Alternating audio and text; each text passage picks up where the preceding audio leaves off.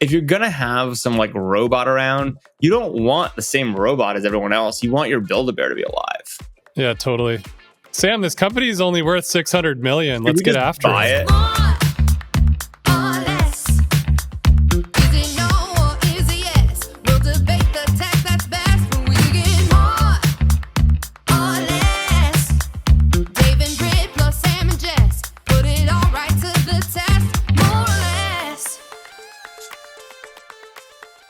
Well, hello, friends. Welcome to More or Less.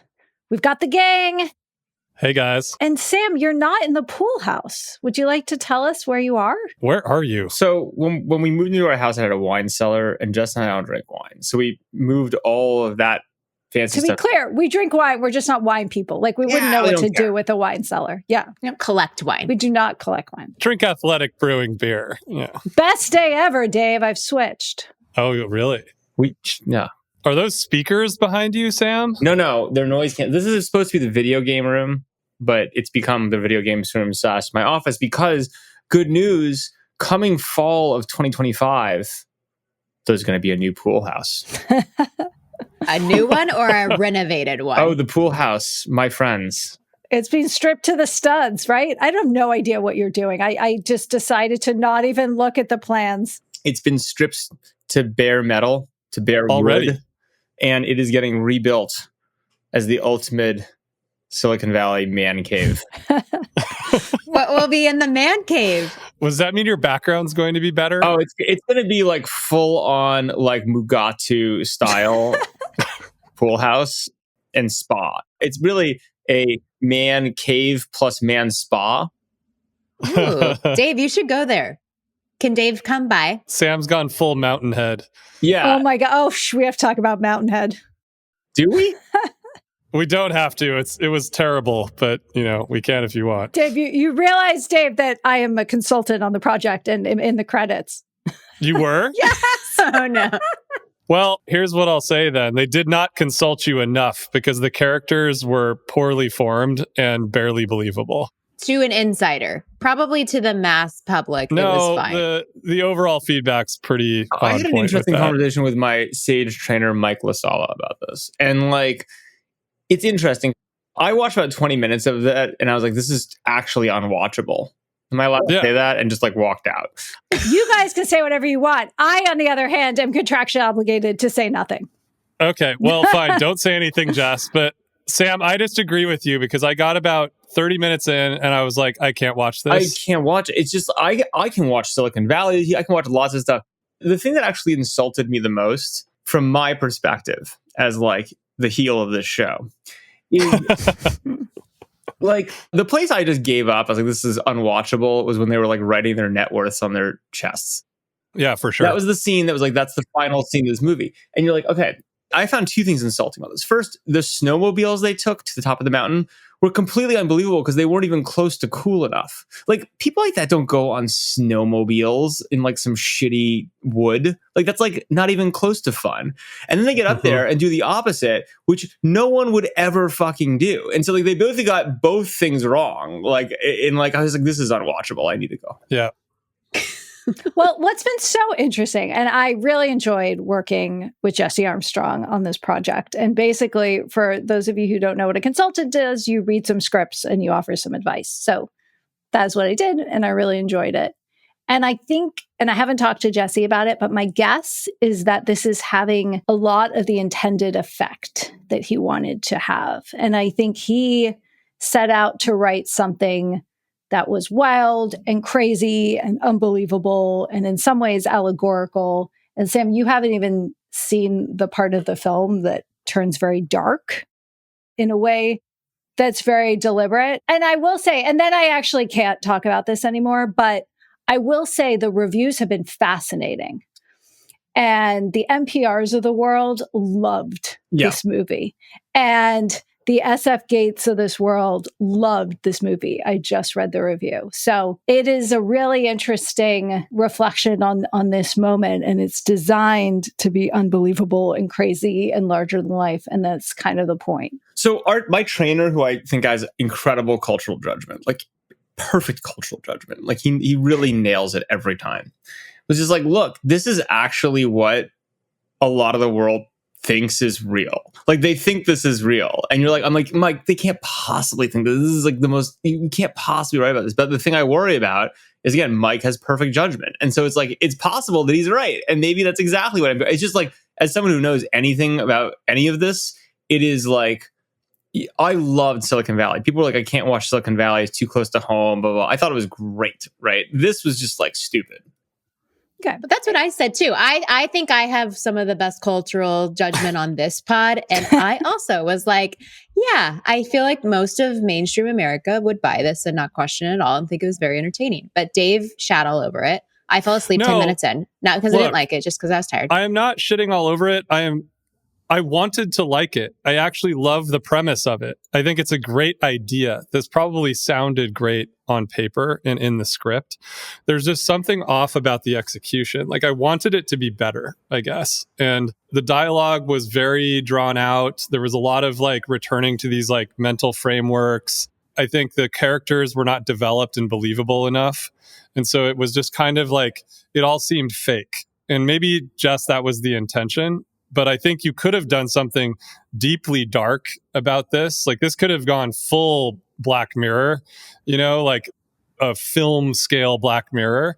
But the problem was even the dark aspects of the film, which I won't give away, they just kind of seemed jokey and not real. Like it was all kind of a joke.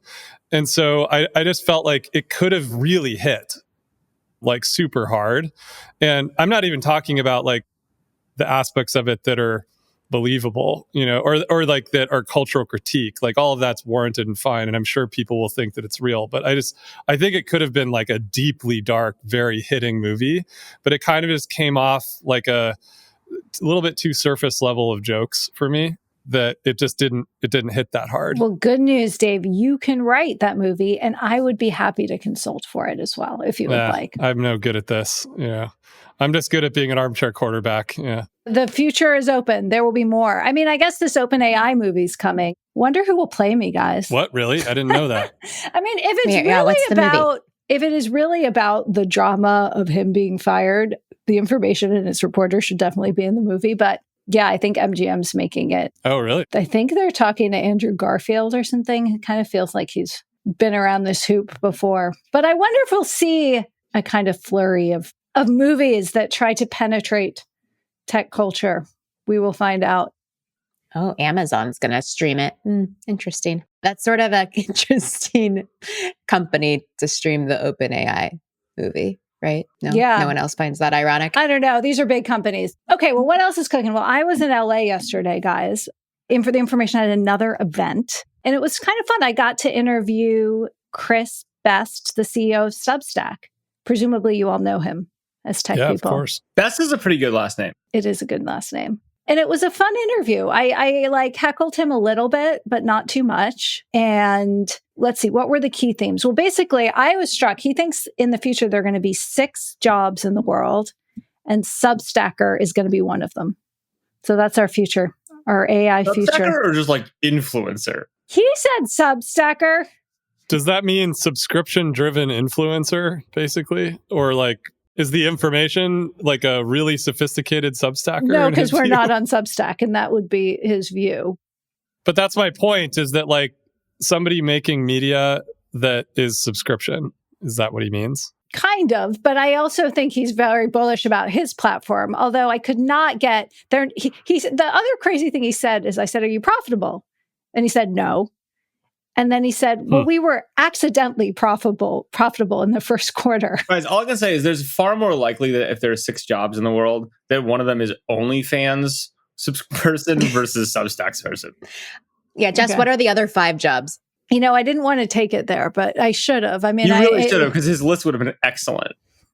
Yeah, that's true. I mean, we had a lot of questions. We talked about how the App Store changes have been really good for Substack, and the fact that they can now provide alternative mobile payment methods has been a huge boon to their business. It's been good for all subscription businesses. Yeah. I mean, I think that's a little bit of an undercovered story right now going into WWDC. Are we seeing the chiseling away of the App Store? But let me think what other highlights Jeff, are you were. taking advantage of this? Are you more profitable because of the App Store changes? I missed that.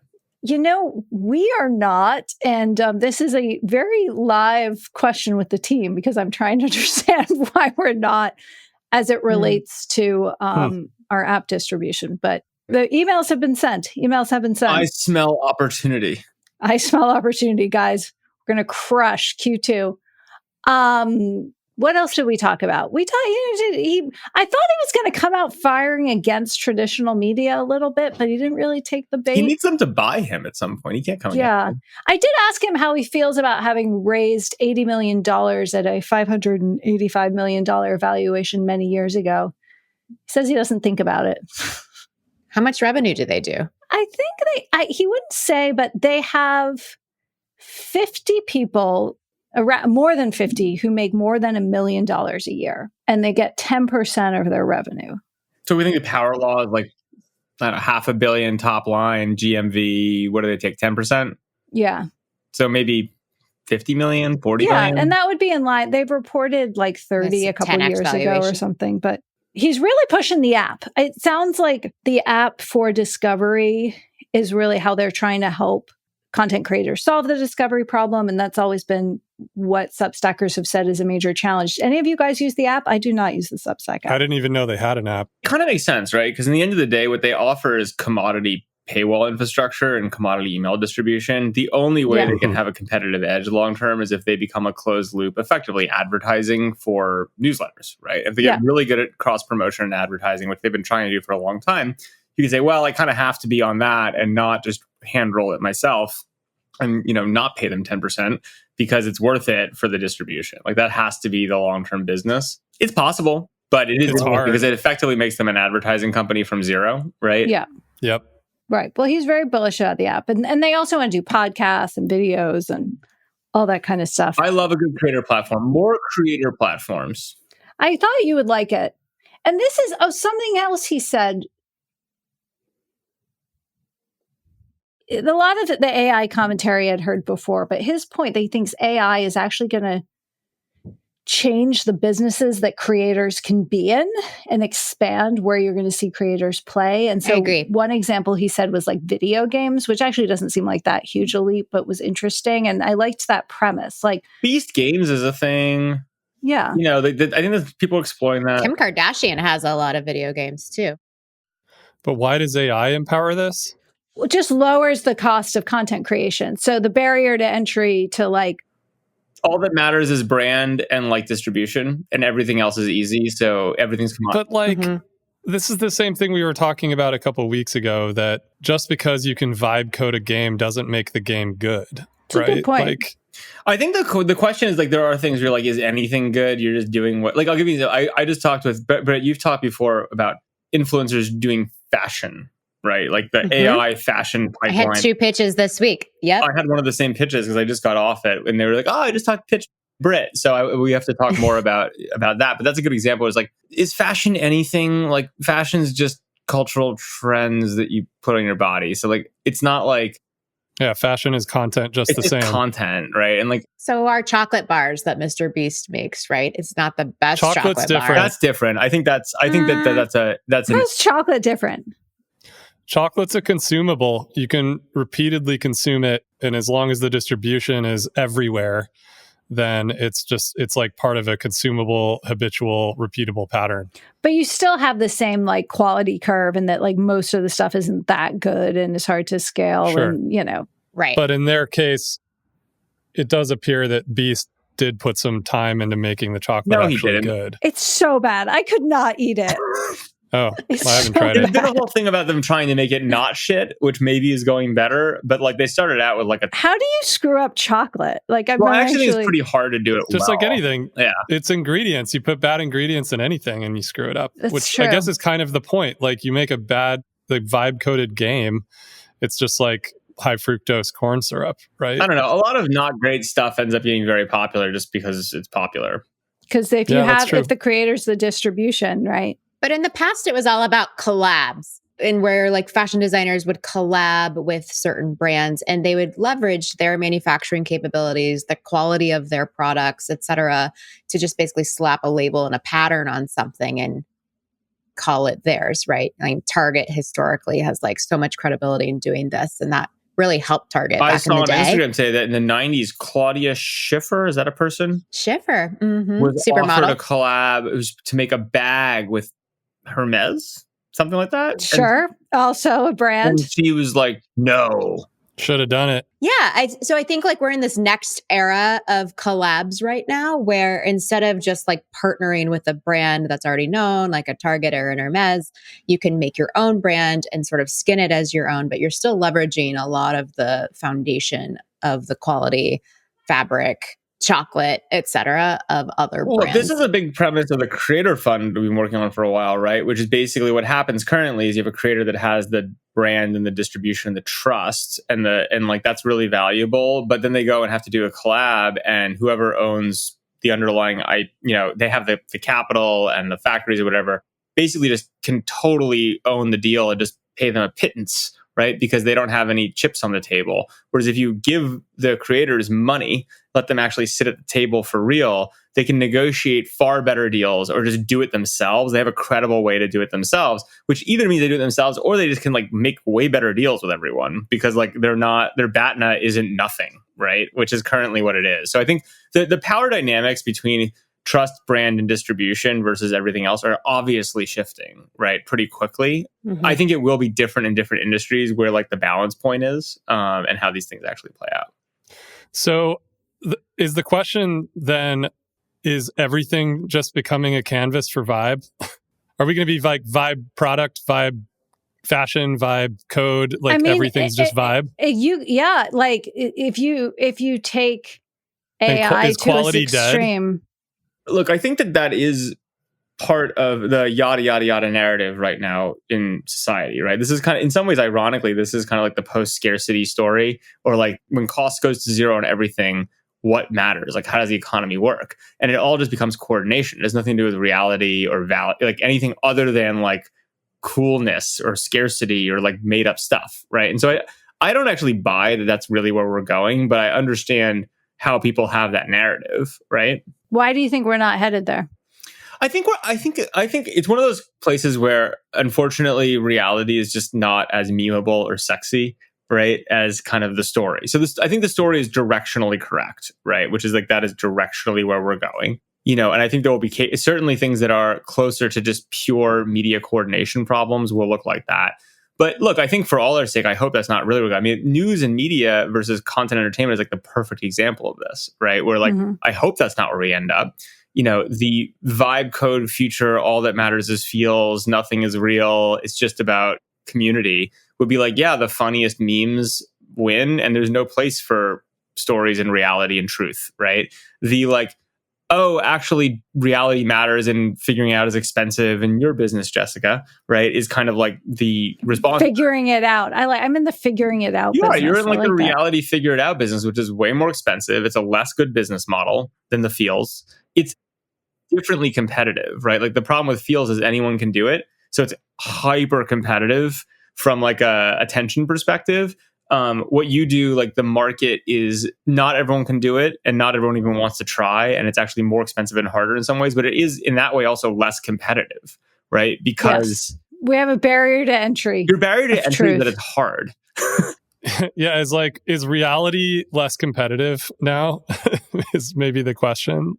I think that the most competitive markets are going to be the ones that look closest to zero marginal cost AI stuff, right? That's why like I'm like super in creator fund, like we're very anti-investing in pure entertainment, right? It's too competitive. Like everyone can do pure entertainment. It's like there's no differentiation. Even if you're good today, it's so hard to be good consistently. Whereas we're super into defensible niches where like you are the god of lawn care. You are the god of like some niche thing where you built trust over a long period of time. And it's much harder to be for some random kid with a meme to displace you. Yeah. So what is your standpoint then, Sam, on product? I understand entertainment, but I feel like I'm getting more and more pitches now of platforms where people can just create products. Ideally, they're going to go after creators to sell these products, to invent their own storefronts, to create their own brands. Invested in a few things that like dabble around this, platforms for creators. Here's kind of the lessons I think we've learned. One is unsurprisingly, people think that any creator can sell anything, and they absolutely cannot. Everyone's like, every creator is selling an alcohol brand. It's like, that doesn't work, right? Like, you need things to be deeply authentic to the community, right? So like, we invested in this company that does Nicki Minaj's nail company, right? And it's like, well, that makes sense. Nicki Minaj is like about these like crazy nails. And even that's like a challenge, honestly. But like, at least you have like, there's a lot of nails stuff out there. There is. We can tell it's a longer conversation. But like the Nicki Minaj nail thing, you're like, okay, people who like think crazy nails are awesome, follow her. She can sell those. Like that makes sense. You have to be really careful about like what vertical you're really in and who really cares and trusts you and some other thing. The second is, you can sell shit once, but you destroy so much trust, right? I think that as a creator, one of the most important things to do, or an influencer, is the value is not the product. The value is that you're saying, I have a lot of trust from my community that's valuable to me, and I'm willing to say this is awesome. So if everyone says, cool, he says it's awesome, we'll buy it, and it's not awesome, that's like an enormous risk curve associated with it for you. Like it's not, the social capital is extremely valuable. So I don't think it's like anything can be sold by anyone. And I think people have to be really careful about what they sell it being high quality, because effectively that's the stamp. That's what matters. I want to wrap up creator, and I want to get to the next topic, which also at our event, Evan Spiegel, Talking Spectacles, there's new reports out about a new Meta device. So I want to do a hardware update, but anything else on creator? Britt, what's the wildest creator pitch you've gotten lately? Oh, supplements for everyone. It's just a bigger macro thing about, do we all need supplements? Why do we all need supplements? How many different types of supplements do we need? Are we just going to be like shilling supplements? And then like, how many brands of supplements can the world really withstand? Sam, you're kind of the expert there. Do you think, have we hit peak supplement? Well, the American food system is fucked. And so one of the things I'm very focused on is not unfucking it, even compared to Europe. There's a whole bunch of history there. So the unfortunate reality is we probably do all need a bunch of supplements, and we're not getting good food. I mean, like, look, supplements are the ultimate high margin, anyone can sell them thing, right? You look at like the hot girl or like a guy with abs, and you're like, that guy can sell supplements. Someone's going to be like, I think this guy is clearly very fit. I don't actually know how the market bakes out. I mean, I think we've definitely, supplements are the new alcohol brand in terms of just everyone shills them. But I also think we probably consume a ton of them, and we'll consume more of them over time. So, I don't think it's a great sustainable deep business where anyone's going to build like the winning moat, other than the ones who are like pure, or, some of the platforms that have like built a brand independently and then leverage creators around them. But the game will continue for sure. I just think when it comes to your health, like creators selling me supplements, even if you're like a fitness trainer or something, is not what I want. More of a doctor or scientist person. And also I'm like a big believer in that we're like very close to personalized supplements. I thought you were saying AGI for a second. My brain is so fried. Are you a fried. Biome person, Brett? Am I a Biome person? Viome. Do you use the personalized supplements from Viome? I haven't, but like I think there's a lot. Yes, I'm in that vein. I'm way more excited about personalization with regards to supplements. I think I'm going to have to become a supplement person. I think it's just, I feel better taking a bunch of supplements. I will say that like no one has any idea what these things do, right? Like and everyone, my grandfather. I mean, that's not true. Some of them. I mean, as a seed investor in seed.com, I mean, there are probiotics that we know exactly what they do. Kind right? of. We don't know what the long-term effects are. Like there are some supplements that are incredibly well studied, like creatine or something like that. But most supplements people are taking, you just don't have the time series data to know if in the long term you're actually screwing yourself up and how much to take. You're never going to get it. Like, any serious scientists poo-poos supplements, you pee them all out. We have no idea. And that's all true. Like, there's not double-blind good studies that you can really trust over a long period of time. There can't be. People haven't taken them long enough, and the studies haven't lasted long enough. So you're kind of guessing, but I don't know. You only get to live once, so you might as well guess and try to guess right. Sam, I'm just staring at your backdrop here, and I'm seeing all those soundproofing items, and I'm thinking red light. I think this is the ultimate supplement. I think we just need to put red light panels. Oh. Supplements are vibes in capsule form, is what you guys are saying. Creators sell them, I'm Jess? pro red light. I don't know why. I've just decided. I've had a little red light experience that's been positive. So I'm like, I think once we get our red lights, we're not going to need our supplements. My basic view on the red lights and all that stuff is like, there's only two questions you care about, right? One is like, what's the probability this is actually going to hurt me? over the long term, right? And like the reality is, in a lot of this stuff, it's non-zero, but it's like you have to like have some sense of like, okay, like if this is bad, how bad is it? And then how do you think about that? And then like there's the cost side, which is like, am I just like peeing money out? Which is like a totally separate thing, and I'm more than willing to do. But the red light, I don't feel like that's as much an issue.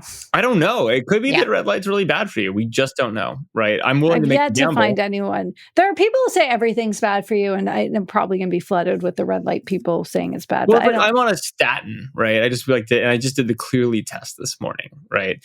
And which is a heart test for people. It's like advanced AI, whatever. There's a whole rigmarole get this thing done, but like whatever. I'm on that train.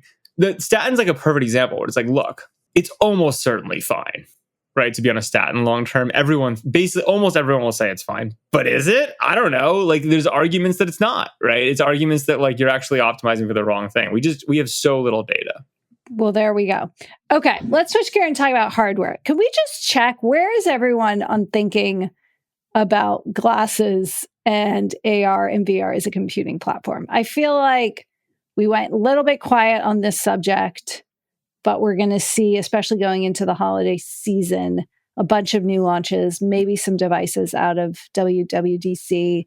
Evan Spiegel's clearly bullish. Also basically said he'd be open to an acquisition that would be aligned with his vision for Snap, which isn't... Does he have a currency he can use to acquire anything? I don't know. He's not acquiring. He's getting acquired. Oh, he wants to be acquired. Well, when we asked him if he was open to a sale or whatever we said, he was like, we have a vision and we're aligned with options related to our vision, which in translating is yes. Actually, it's like hell yes, I think would be the translation of that statement. But more importantly, like, do we think... It's wild. They've been sideways since 2021. Well, what's amazing, so is Airbnb. I know, but I'm saying they look exactly like Airbnb. Maybe they should get into that business. Well, the funny thing about Snap is it does this thing every quarter where like it announces earnings, gets completely crushed, and then like somehow floats back up and then announces earnings and gets crushed. It's a very interesting signature. I mean, it's been sideways, Sam. It's basically been sideways to down, and if you factor in inflation, like they've never been up since IPO. I mean, they had a very nice COVID bump, but yes, I mean it's a classic. Went out at 27, it's at 8. Wah, wah. Yeah. Okay, so you guys probably think spectacles isn't going to save Snap. Is that fair? No, I give Evan credit though, because he did do the first. He was early. He was first. He had the right idea. He just doesn't have the infrastructure to get it done, right? Like it's like I think that's like the thing is like it's a classic why the big companies win here. Evan, I gotta give the guy credit. Like I don't know him personally. Totally. I know you do, Jessica, but like the disappearing media stories thing, he got right as a product guy, and you're like, okay, that's like some fratty fluke because.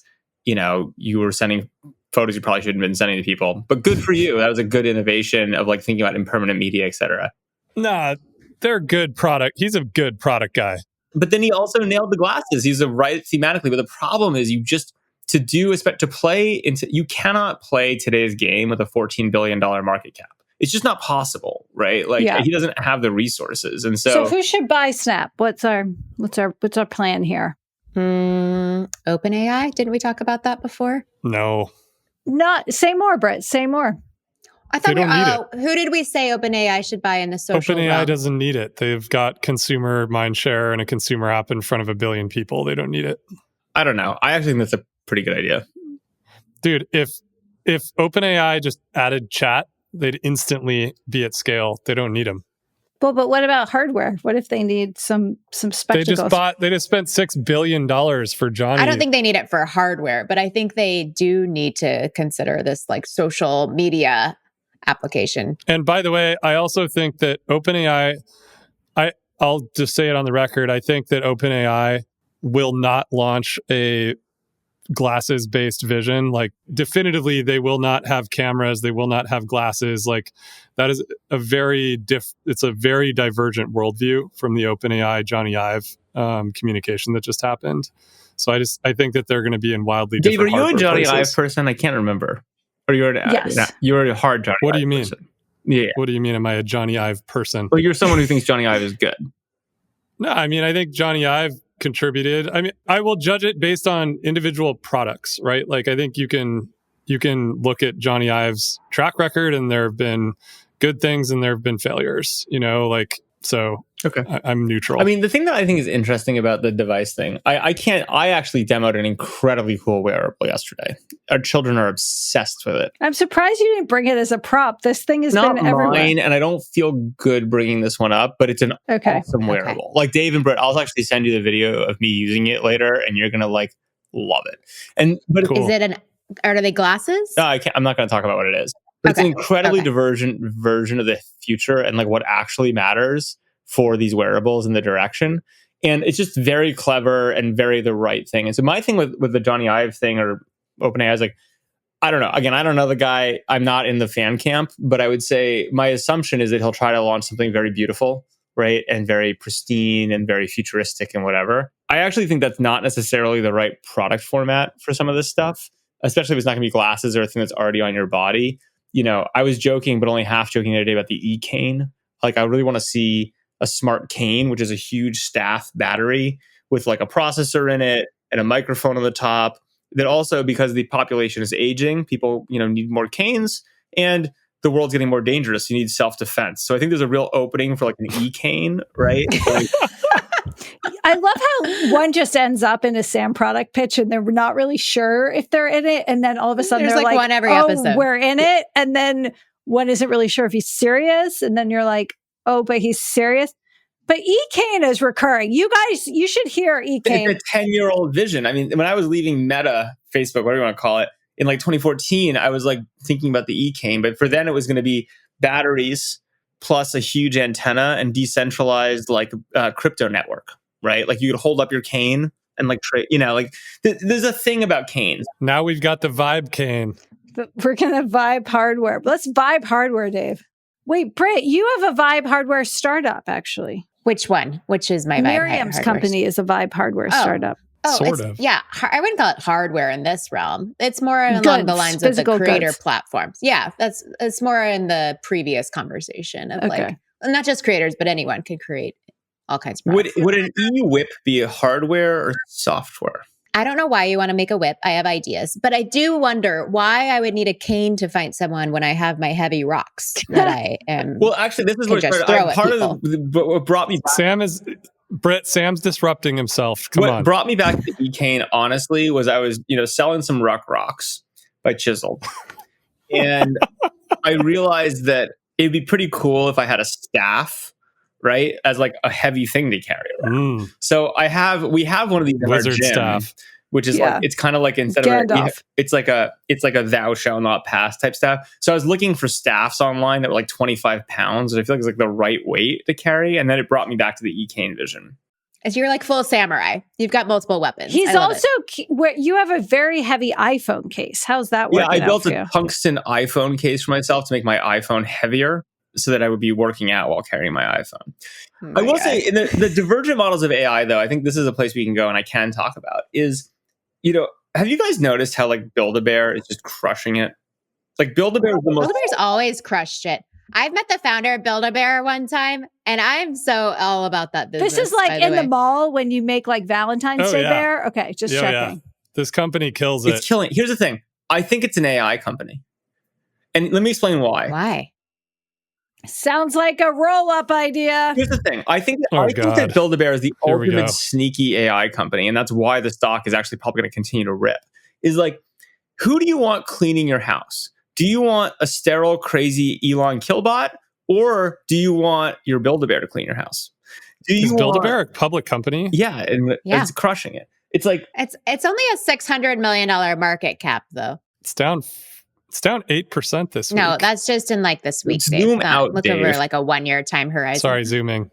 It's sideways. Mm-hmm. What are you talking about? Build-A-Bear Workshop? No. You're crazy. Yeah. That must be the European spinoff, David. From 2020. It sort of grows linear. From 2020 to now, it is just like, it's like the best stock $2 ever. to 40. All right. It's a crushingly good stock. It's like by far the best stock to own. And I actually, 600 million.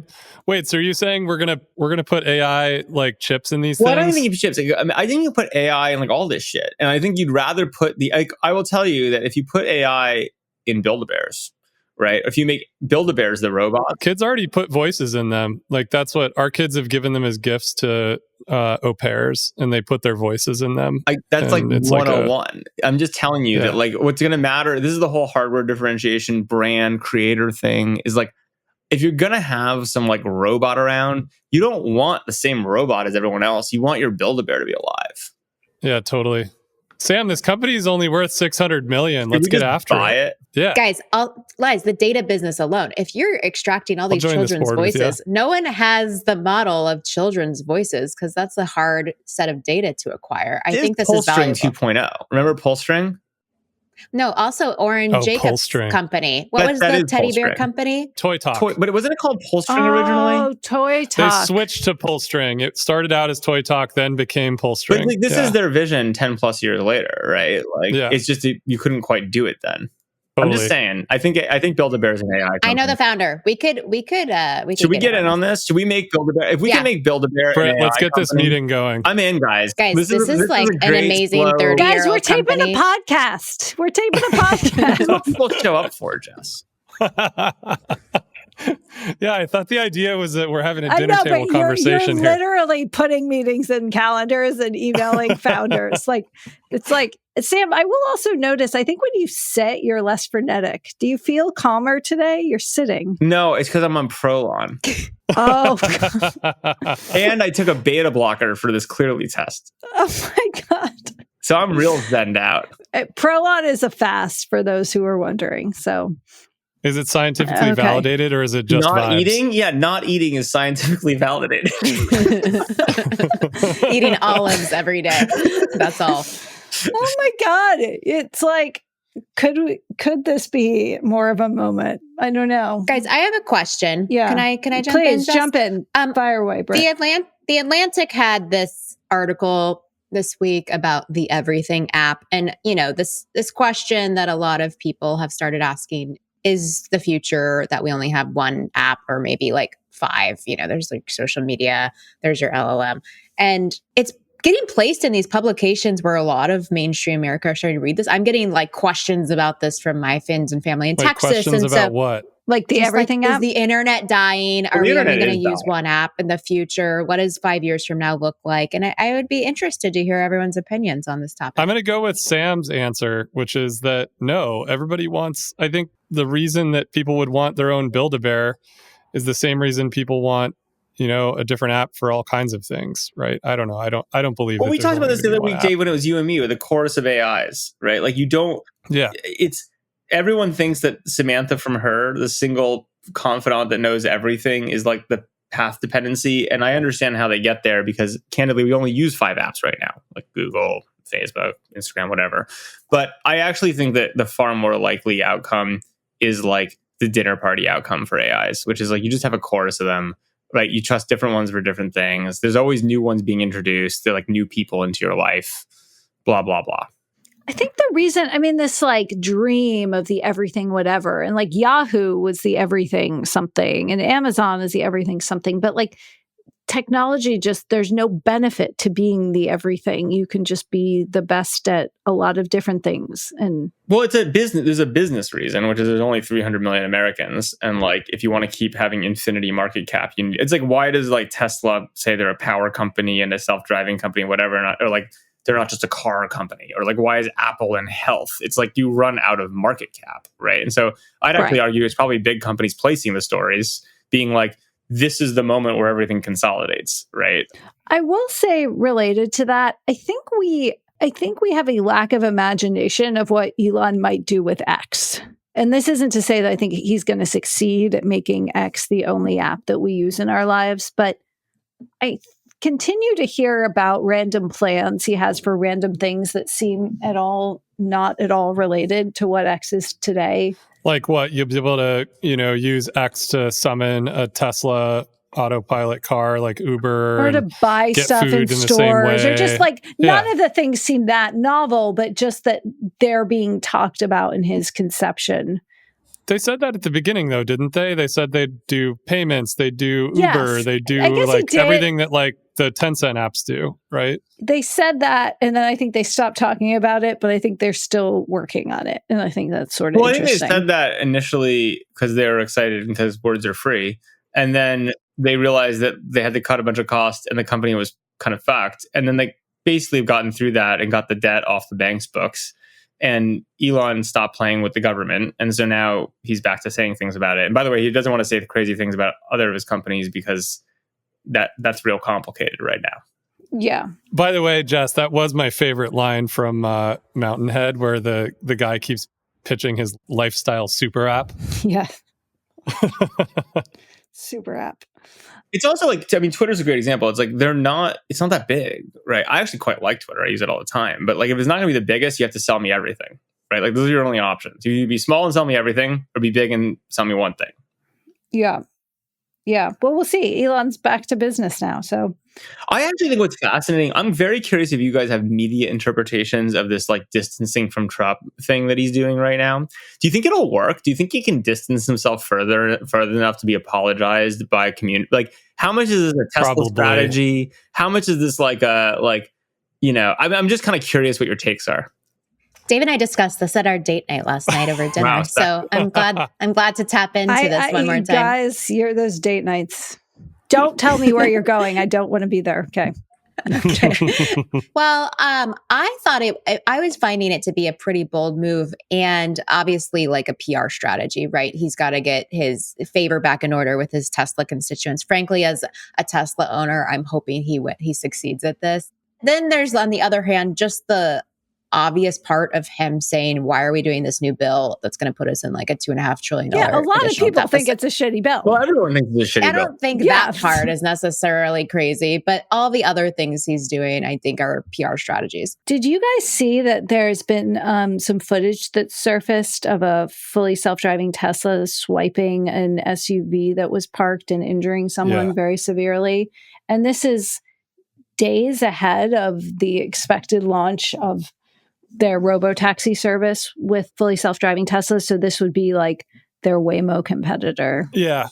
So I watched it. I looked at the video, and I will say, as somebody who drives, a Tesla every day, that use case is the one that's the most scary, which is that when it gets blinded by sun, it doesn't work. Like, I've been using self-driving many times where it shuts itself down because it gets blinded by the sun. Well, you know what that means, Dave? In James Bond fashion, you know what Elon's going to try to do?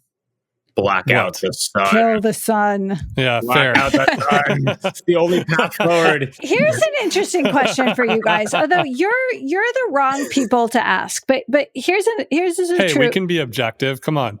I'm curious what you guys think of this scenario. So our 6-year-old went on a field trip, came home and said, "Mom, it was so cool. The car drove itself." So he was with a chaperone, proof chaperone, knew who was chaperoning him, driving a bunch of kids on a field trip using fully self-driving. Now, I'm sure from the point of view of this driver, this is another Tuesday in the Bay Area, right? He uses this feature regularly. He's comfortable using it. But I have not emailed the head of the PTA yet. I wouldn't do that one.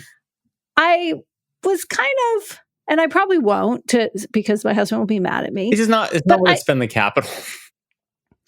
I follow. But I do think as a parent, I have thought about this, Jess, for what it's worth. I would like, I don't know. I'm actually genuinely curious about this, right? To be clear, I'm not like particularly worried about the scenario. I know that many Tesla drivers use this feature. I also tend to believe, based on FOIA requests, that this feature is way more dangerous than meets the eye and that people admit.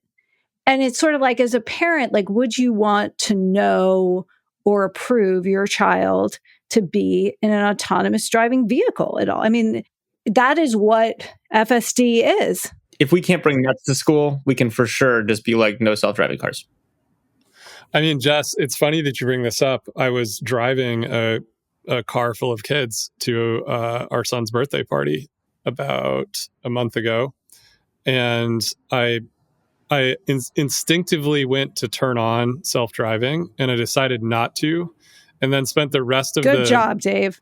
I end up spending the rest of the drive thinking about the exact question that you just asked. And then it was one of those moments of realization, like, oh my God, this is actually happening probably all of the time, but I'd never thought of it. I'm not sure what the right answer is. I will say, and I know you've done FOIA requests.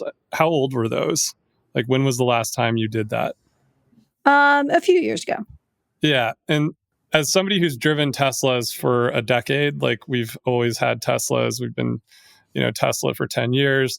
The autopilot technology has waxed and waned. It's gotten better, it's gotten worse, throughout all of the arc of that whole story, right? There was like the time period in the early days where it was really good. And then suddenly Elon changed the whole strategy. Remember, they like switched the team to Israel and it got really, really bad. We're blaming the Israelis again. I'm kidding. No, Israel. No, Sam, not everyone's trying to blame the Israelis. Just most No, people. the Israelis actually made it better, Sam. Okay. They like switched to this, they bought this company or whatever, and then it got better again. Anyway, there's been this waxing and waning. What I will say is that the quality has dramatically improved in the last 6 months. Like, it's like shocking how much better it is. And so everyone's using it a lot more, I know, that are Tesla drivers. And I know I'm using it a lot more.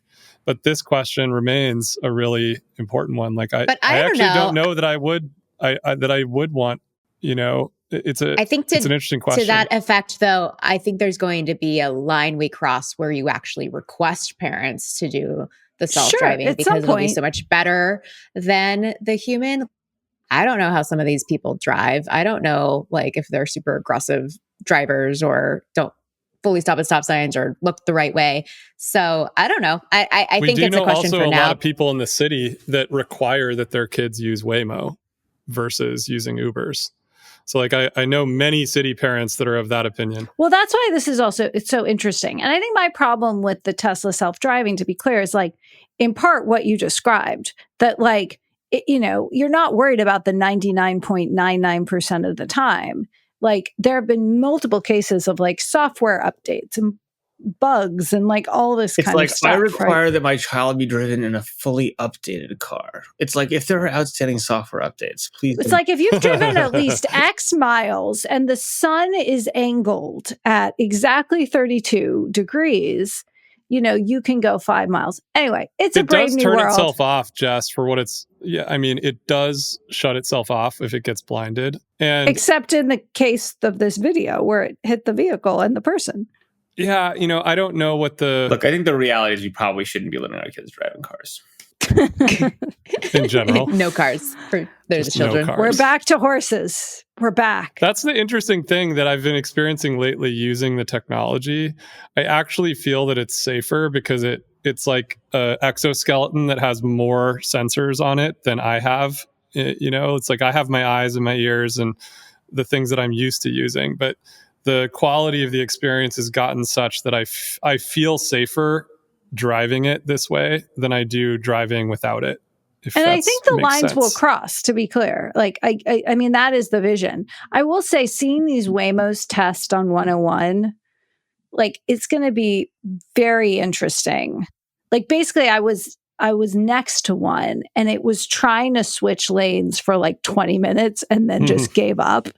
That stuff's all the time in the city too. And I'm like, stuck on is corners. it just not going to take the exit? Like, what is it going to do? And to be clear, there was no one in the driver's seat, but this service isn't live yet. So it's obviously a test vehicle, but I just was kind of laughing because it like kept trying to go and then just wouldn't switch lanes, but it's going to have to, that person probably ended up in Sacramento. I mean, I don't know. It's like crazy. All right, friends, we're almost at time. What else is cooking? We had any good AI tips lately in our personal lives? Anything? I had a couple of fun ones. Okay. Well, so I just did an experiment. I took a picture of my face and I said to GPT, all right, you are a dermatologist and you want me to have the best, skin ever.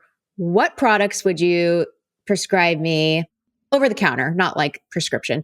And in what order should I be sequencing them? And also, what do I do in the AM versus the PM? Because anyone who has a skincare routine knows it's like a little complicated to know what to put on before the other thing and when to do it.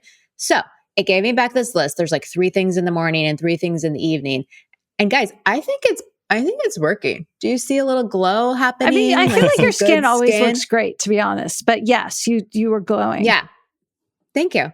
And I applaud GPT for that. Now, the other thing I've been hearing about is people are starting to use it for plastic surgery before and afters. So they're taking pictures of their bodies and asking it to perform procedures on them and show them what it would look like after these plastic surgery procedures. I'm just saying, I think it's really interesting. Maybe you should try it. Maybe not. Have you tried it, Britt? What plastic surgery are you suggesting I get, Britt? I mean, where do we begin, right? I mean, you're too beautiful. You need nothing. Oh, but thank you. A lot of women in their 40s and 50s, turns out, are getting these ponytail facelifts these days, which is like a micro facelift. They're just like pulling their skin back slightly on their face, or they're doing. That's what Taylor Swift does a lot of, right? They're doing this under the chin sort of tightening surgery thing. I'm going to ask ChatGPT to tighten my jowls. I like Sam on beta blockers. Sam's starving and on beta blockers and in the basement is a real vibe right now. It's a vibe. I also just hit this ketone IQ stuff. You know, I'm just like, I'm flying You down. can't take ketones when you're on a fast? Why not? What are you doing? Well, I'm not eating the soups because they're so terrible. So I feel like I have a few extra calories I can throw. So you're doing a modified Prolon. Yeah, what I do is I buy Prolon, which is a 5-day box-based fast thing. But then I actually don't like the food. So I just eat like half of it and like throw the rest out. So I basically just pay this company to send me boxes. So I just open what's in the box and eat it. I can put 3 saltines in a box for you. I would pay you hundreds of dollars for that. So, Jess, to also answer your question, I had went to a dinner last week with our friend and podcast listener, Aaron Hoffman, the creator of the Dialogue Conference, entrepreneur, wonderful conversationalist, always has amazing dinner parties. And he actually had everybody go around the table and answer this question. Like, what are weird, unique ways that you're using AI that nobody would have thought of? And one of the best ones was a venture capitalist from one of the top, let me put it this way, top 3 venture firms in the world, said that they were using it to mock all negotiations that they do. So they were taking, describing the negotiation, and then asking it to coach them through 3 different potential negotiation pathways that might happen, which I thought was a pretty good one. I like that. I think that I would love to be more proactive and use AI to like learn things. I'd love to use it to learn things. They also said, one of the entrepreneurs that was there said that his 16-year-old daughter was actually using it to describe social situations that she was experiencing, in her friend groups and at school. And it was actually helping her to understand that she was frequently projecting anxieties into situations that she shouldn't worry about. And so it's actually meaningfully reduced the suffering of like high school angst for her, which I thought was kind of awesome.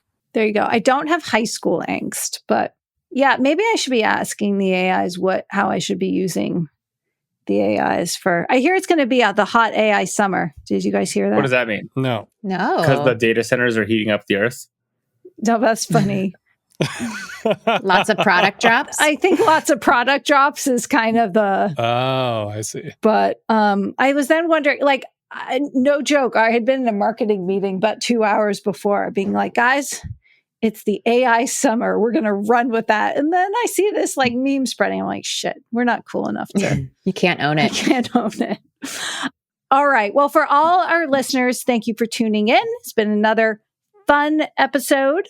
We would love your feedback. Please share, recommend the podcast to others, and send us names of people you want us to chat with. I'd say interview, but let's not pretend this is a real interview. So with that, we will see you here next week for another episode of More or Less. Bye-bye. Bye, guys. Bye. If you enjoyed this show, please leave us a virtual high five by rating it and reviewing it on Apple Podcast, Spotify, YouTube, or wherever you get your podcast. Find more information about each episode in the show notes, and follow us on social media by searching for @MoreOrLess, @DaveMorin, @Lesson, @JLesson, and as for me, I'm @Brit. See you guys next time.